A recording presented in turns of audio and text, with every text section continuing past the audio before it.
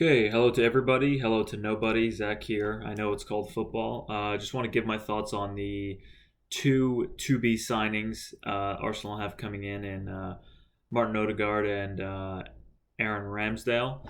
Um, and also, I want to give my opinion, obviously, on the Chelsea game coming up at the weekend. Just sort of general thoughts coming up at the end of the transfer window. So it looks like Ødegaard, as of today, both Ødegaard and Ramsdale, in fact, have completed medicals. Looks like Ramsdale is going to be available for the game on Sunday, although I don't think anyone really sees him starting. And seems like there's an issue with Ødegaard's visa. Maybe not so much as an issue as to more so just it being processed, his visa. So it looks like so far, from what I've seen from Sky Sports, he won't be available for that game on Sunday, which is pretty horrible news, especially since we couldn't score against Brentford. We had hardly any chances, in fact, and I think it's been 3 games now we haven't scored. Going back to the preseason games as well. So yeah, it's worrying. Obviously, among other things, defensively and speaking of goalkeepers, Leno didn't look that great against Brentford last week. So we'll see. Obviously, the players are going to have to step up. Managers going to have to step up, and things have to change. But I would say I'm optimistic. Personally, I think we'll probably get a draw against Chelsea. For some reason, I'm thinking 2-2.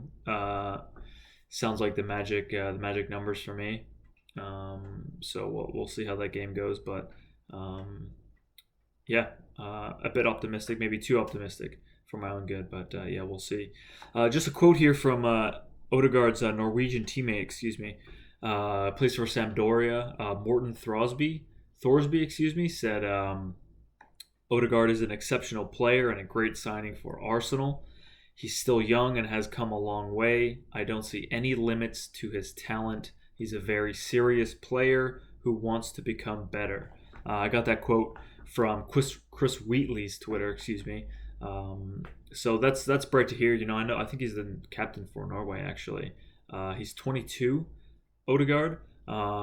It's a great signing. It's great to have him back. He's going to fit right back in, right where he left off. I know when he kind of said his goodbyes the last season before he went back to Madrid. And there was all these quotes. Everyone was being quoted as, he's going to be in the plans for Ancelotti, and if Zinedine Zidane leaves, then it's possible that he won't return. And it seemed like up until maybe a few days ago, he seemed like he was in the plans and for Real Madrid and Ancelotti. And you started seeing things like his squad number was being used by a different player. I think he hadn't been registered to play in La Liga also, so it's just strange. Madrid, for me, it's such a strange, just the way they. I mean, I can't say much as an Arsenal fan, though, in terms of how a club is run, but just the way they sort of treat players. You can go back to like Casillas and even Sergio Ramos. It's a strange thing, but doesn't bother me. Ødegaard is going to be a new Arsenal player. Interesting to see what number he'll take. I have a feeling he'd probably go to 11, take that number back, and we still have a vacant number 8 shirt, and I see some rumors. I see some things circulating about Houssem Aouar, potentially Arsenal trying to make a deal for him. Plays more of a number 8, not so much that attacking 10 like you would probably see Ødegaard and Emile Smith-Rowe. And again, this is a player that Arsenal wanted last season, with that hefty price tag, 55 million, and Arsenal opted to just pay the release clause for Thomas Partey. And now, if Aouar is available for 25 million, I don't see why other clubs haven't inquired or gone in for him, or why Arsenal haven't gone and tried to pay that and get him over. Maybe he's just not in the plans. I mean, again, speculations and rumors are just that. So it's hard to really tell what a club wants until one of these trusted sources, Fabrizio Romano, Chris Wheatley, Charles Watts, three guys that mainly I look at have a say or potentially have something to say, excuse me, about a deal or what players Arsenal are looking at. So those are the three guys I tend to follow, and so far I haven't seen anything really solid in regards to Aouar. So I guess we'll have to wait and see. Still about 11 days or so left. I think today's the 19th of the transfer window. So sorry, that's my cat. Yeah, we'll see how it goes. But just going back to Ødegaard, it's a player that Arteta wanted. Everything we hear about Ødegaard and Arteta is that they got along really well. He loves him. A lot of fans do. I do personally. I thought he was a player that I wanted to come back, and I'm happy he's going to be back. He's not a brand new shiny signing. We've seen him in an Arsenal shirt before, obviously, and I think that's a positive. He chose to come back to Arsenal. He picked us to go on to come to on loan last season, and he made an impact. Made an impact with fans, obviously on the manager, and everyone loved him at the club. So here you have a young professional, a leader, another captain of his country alongside Granit Xhaka, who obviously is the captain of Switzerland. And a young age, again, 22. Those are the type of players I think you want at your club, and the fact that it's a permanent deal and not another loan is very, very good news in my opinion. But going back to Arteta and the players he wanted, these guys now have to step up. There's no more excuses for Pepe wasn't his signing and this guy wasn't Arteta's signing. And I mean we've spent a lot of money this window, 129 million I think so far. So these players now have to step up. We saw what the first game against Brentford. Ben White didn't look that great. We hear he's a guy who likes the ball at his feet, a center back who can distribute the ball, and maybe no one's really going to do it as well as a Virgil van Dijk. Obviously, he's sort of one of his own, but we didn't really get to see that much of Ben White and his distribution. So look a bit fragile in the air. But again, I don't mean to get sidetracked here, but these players now need to back the manager and show why he put so much faith in them to bring him to this club. So, Ramsdale, young player, promising. Who knows when we'll see him? Again, he hasn't officially signed, but certainly seems like everything is gonna go over smoothly. I think medical was done earlier today, or he was having it done. So we should see an announcement. Maybe we'll get one later today. Maybe it'll be tomorrow. Certainly before the Chelsea game, I'd have to imagine. So, yeah, excited to see that. Just not to linger too long, but to touch on the Ramsdale thing. If he's brought in for competition for Leno, and maybe Leno's future is uncertain, then why did we even sell Emi Martinez for especially for 20 million we sold him. This is the guy who wanted competition. He broke through, helped us win the FA Cup, was so important in that in that victory. And he said he wanted to fight for number one. He wanted to be number one, and it seemed like Arteta and just Arsenal in general just thought, you know what, we like Leno. It would be unfair for Leno to not be number one. It just seems like such a soft, and I don't know if that's what happened. It's speculation, but they let him leave. Leno stayed. Leno's the number one still. And again, if Ramsdale's brought in for competition, and he's a 23-year-old England international, he's going to want to be the starting goalkeeper. He's going to want to play. He's going to want game time. He's going to want to make a name for himself at a big club like Arsenal. I just don't see why Ramsdale cost more than Emi. When we sold him to Aston Villa, and again, look at his performance in the Copa America. I watched all of Argentina's games. I watched the penalty shootout against Colombia, and I mean, he is an old school goalkeeper. I know there was no fans, and you could hear, the shit talk. And I had a friend of mine at work, translate everything for me, and it was just hilarious to see the cockiness that he had. and he backed it up. I think he saved 3 penalties there and just was in their heads. And I can't wrap my head around the fact that we let him go, and for the sake of saying, "Oh, Leno's our number one." We bought him. We paid this for him, and he's here, and it just seems ridiculous. But I want all the best for Ramsdale. Hopefully, he comes in and does well, and maybe Leno leaves next summer, and But then again, you have to go out and buy another keeper if that's the case. So, obviously people wanted Onana here. Andre Onana. It was going to cost maybe $6 million. Yes, he couldn't play until maybe November, but I'm sure by next summer he's going to be at a new club. So it just seems tricky. Arsenal are always chasing, it seems, the players they want, and if they don't get a player, they have to settle. And we saw that with Runnarson, and they admitted that they didn't scout him enough, and obviously Runnarsson's not good enough for Arsenal, and potentially he could be on his way out, but we'll see. Anyway, moving on.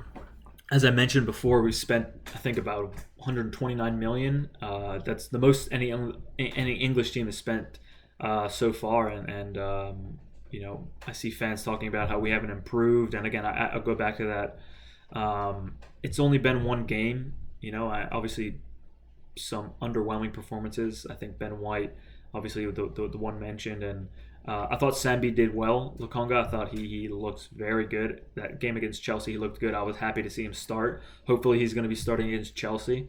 Obviously he's going to be alongside Granit Xhaka. You don't see really those two positions changing until Thomas Partey comes back from injury. So, I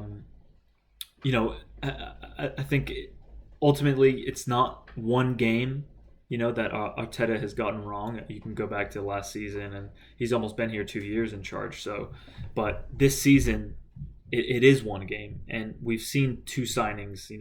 Tavares came on. Yeah, he came on with a couple minutes left. Maybe he gets more of an opportunity against Chelsea. I think he could do well, especially against the pace of Werner or Pulisic, and leave the heading in the box to I guess to Ben White, and perhaps you put Rob Holding in there. He seems to always have a good game against Chelsea, so I guess we'll see. Let's talk about the outgoings. Looks like Fabrizio Romano. I was reading his Twitter earlier this morning before this video. Arsenal looking for offers for Willian, Hector Bellerin, obviously, and Lucas Torreira, who's sort of a ghost now at Arsenal. Just in terms of getting players out, it's so difficult because it looks like not a lot of teams are spending. Obviously, Arsenal have spent quite a bit, but what do you pay for a Willian? What are you paying for Hector Bellerin? Where are the bids even coming from? It seems like there aren't any. According to this tweet, Arsenal are looking for bids for these 3 players. So we'll have to see what's happening, especially with Torreira. The picture circling of him on vacation. I think as we were losing to Brentford, as we lost to Brentford, it's just so. You can't stop a guy from doing what he wants, and obviously he's free to do so. I guess. I'm not sure if he's still on vacation from the Copa America. It's been a month and a half, almost 2 months. Obviously he doesn't want to be here because players like Martinelli, who were at the Olympics, who won gold, are already back. Ben White from the Euros, all those players from the Euros, Granit Xhaka, all these players are back. So obviously Torreira doesn't want to be here, but it certainly seems unprofessional. Look at players like Socrates last season, who just kept their head down in training. A couple social media posts here and there. No cryptic messages, just kept their head down, kept going. Even Hector Bellerin, it's clear he wants to leave. I've seen tweets from journalists talking about how he is looking to leave. Maybe he's unhappy here, but he's keeping his head down. He's training. He's not doing anything crazy, disrespectful, and I think that's what Torreira has done. Is it's extremely disrespectful. And he went through a hard time, lost his mother last year, and sort of had these outbursts of, he wants to go, he wants to play in South America and he's homesick. And look, who are we to tell the man how he should feel? But it seems like he's now looking to move back to Italy. So, I mean, maybe it's a home away from home. I'm not sure, but it just seems silly that another. It seems like almost another Ozil where he's not playing. He's being paid to be on vacation and go to the gym and I haven't even remember. I don't remember the last time this guy kicked the ball for Arsenal. It's a shame because I remember him. He was so great for us under Emery until he moved him around and played him like as a number 10 and it's just a sad story I think for Torreira, and hopefully he can go on to a club and revitalize his career and be successful somewhere else. Certainly his time at Arsenal seems to be up, so we'll move on. All right, just to close things up here, guys, the game at Chelsea. As I said before, Ødegaard most likely not available, which is a shame. So we are going to be lacking creativity.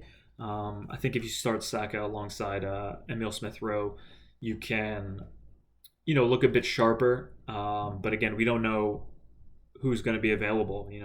Aubameyang and Lacazette, I'm not sure. Last week it seemed like they would be unavailable for illness, and again, I don't know if it's COVID or what the case may be. So we'll have to see. And Champions of Europe, our second game of the season, we've already lost. Could be looking at 0 points out of 2 games. This Chelsea team is such a high quality team. They play such great football under Thomas Tuchel, and now they have Lukaku up there, a target man, one of the best target strikers in football, and strong, quick. Going to be coming up against Ben White, who obviously didn't have the greatest of games against Brentford, as I've said 100 times. So you need someone physical in there, and I think in terms of my starting 11, I'd like to see Holding in there alongside Ben White. And I understand Arteta will most likely play Pablo Mari in there because he likes the left-footed and right-footed center backs as a lot of managers prefer. But look, for me, Pablo Mari is he either has to stick the tackle or he's gonna be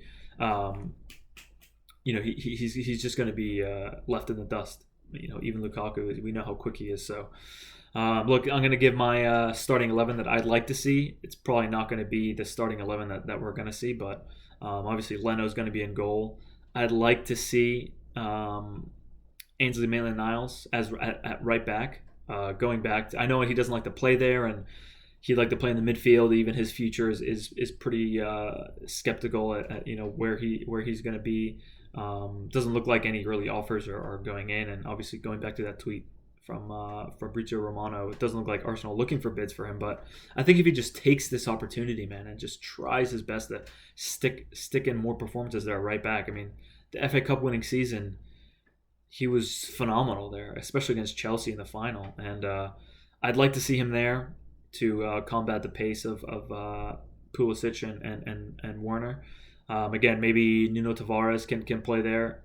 He's known to have a great right foot. Obviously, we saw it in the preseason. He said it himself that he can play right back and he's comfortable on that foot. But I don't know. I think I would like to see Maitland-Niles there. I've seen a lot of training videos that he seems to be doing well. So we'll see. I would like to see that, but pretty doubtful. Again, Holding, I'd like to see partnered with White.